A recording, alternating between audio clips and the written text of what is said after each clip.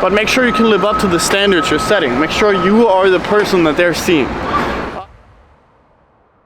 My hair grows super fast, so I try to get a haircut every week. This goes back into the whole neighborhood hero thing. Again, that is if you live in a dense city, that is your #1 key to success in really any business, in any sale business.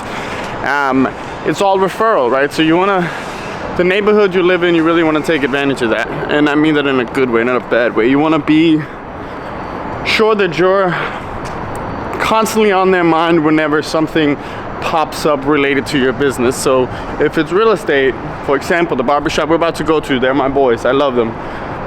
I go in there, I know that if they have a client that sits there and talks about real estate, oh, I'm looking to buy a house, I'm looking to sell a house, they think of me. And they even have my cards in the shop. So that's where we're gonna go today. It's not enough just living in the area, showing up frequently to be a neighborhood hero. You have to be great at what you do. You have to be a likable guy.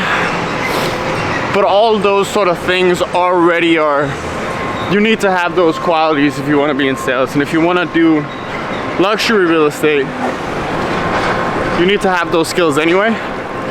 I'm telling you how to use those skills if you don't already know. But those basic sort of being a likable guy and being extremely good at what you do, those skills you should already have. And I hate to say this, but if you don't, if it's just not a character trait that you don't have, then it's probably not for you. And I think it's better to sort of realize that now sooner than later, right? Because that's something I found that you can't really teach. You can't teach work ethic, you can't teach character. You already have a character. That's a preset thing, or that's a thing that's been built up over a period of time, and those are hard to change, and especially for a job, if you look at it like a job. In my opinion, real estate is life. For me, it's just life. You know, I do it all day, every day, but I make it fun. Everyone needs a home, right? So it's part of everyday life. When it's something I'm discussing, it's not something that's off topic.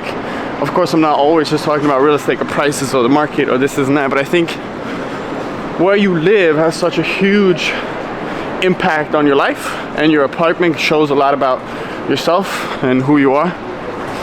So I think it's sort of, it's part of everyday life. It's art, really. And I don't consider myself like an agent, you know, and that's sort of the whole next gen agent thing, is that I'm not just an agent. I'm not just wearing another blue suit. These are the guys here.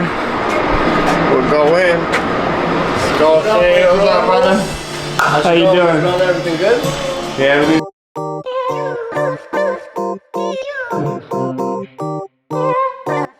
Alright. Those other clients in there, so I felt like I couldn't fill out the big camera, but new man, great guys in there, and it just goes to show the fucking, when you feel comfortable and they make you feel good about something, I go back, and I go back every time. And it's that whole neighborhood hero thing, because they are also neighborhood heroes. They're doing the same thing. For example, we're doing an event down with Downtown Magazine, the new commercial space I just launched.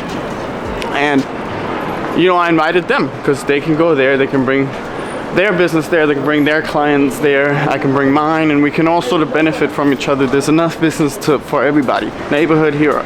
And it's super important. I met a guy in there just now who grabbed my business card. So it's very, very simple. You just have to be a good guy. You just have to know your shit. You have to know what you're doing. You have to be outgoing. You have to be social. Think of it like work. And then not at the same time. I didn't really know how to explain that because I just truly like what I'm doing. So to me, it doesn't feel like work, right? And I'm sure it does to some. But if you are uncomfortable doing these things, what I would recommend doing is take 2 months where you cold call 1,000 numbers every day. You go out to, let's say,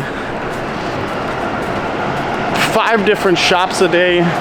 You get 5 random people's phone numbers, you introduce yourself, you tell them about your business, you ask for business, and you do that every day for a month. Sort of do the most outreach that you can. And if you're still uncomfortable and you still don't like it after 2 months, then you need to switch from sales. It's not your thing.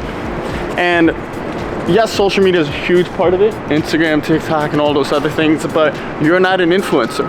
You can't just post a picture and edit the shit out of it and hope that you get, you know, some sales clients through that. You still have to be cool in person. You still have to be raw in real life.